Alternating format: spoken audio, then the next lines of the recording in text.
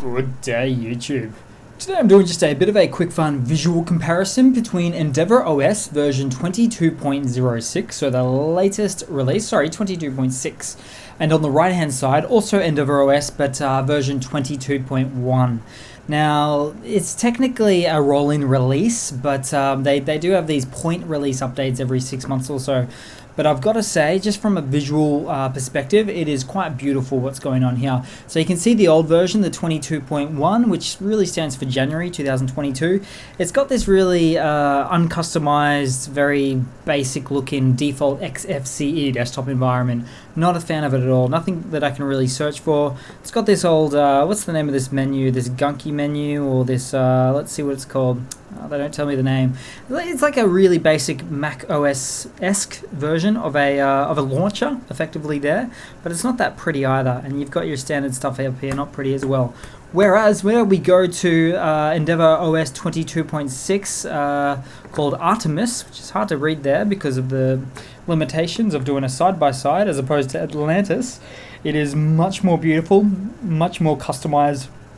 Actually looks a little bit like something called Linux Lite, another distro there. So you've got your heads-up display, your search menu, that's really good to see. You can find anything you want. You've got still your categorization of apps and things, but yeah, there you go. So that's there. It's just quite nice. In fact, if I open up a terminal, it's got these nice little shimmer effects, which I'm generally quite a fan of there. If we were to go to the terminal for the other one, it's just boring and old. So very, very impressed with what's going on here. Let's right click, and if we look at the context menu on the desktop, it's pretty much the same, although you've got the very standard dull looking icon sets and colors on the Endeavour OS 22.1, the older version mode.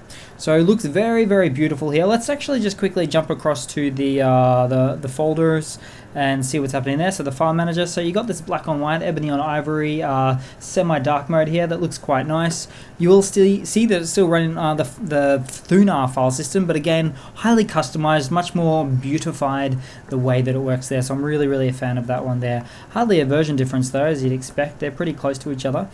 You know what, I'll just get into the rest of it here. So we can see we've got the 5.18 kernel, so the latest and greatest for all your latest hardware, whereas we've only got the 5.15 kernel for the older version there. Now this is an Arc-based Linux distribution, so as I always say, a very thriving, I guess, Linux community, or enthusiastic one to say the least. And last but not least, take these next results with a bit of a grain of salt, but this is where the differences are. So the RAM usage on boot up, we're running at about 680 megabytes of RAM on boot up for the latest release, whereas the older one is about 200 megabytes less, 464 megabytes of RAM. So you are going to pay a little bit of a RAM toll for the beautification of the later release, but goodness, it looks great.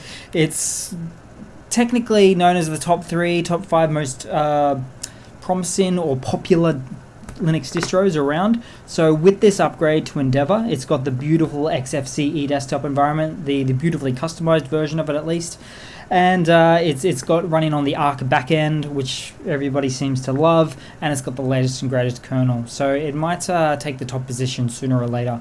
So that's pretty much it for now, guys. Sorry if I'm getting a little bit too enthusiastic about this type of video here, but yeah, I do hope to see you all in the next one. Cheers.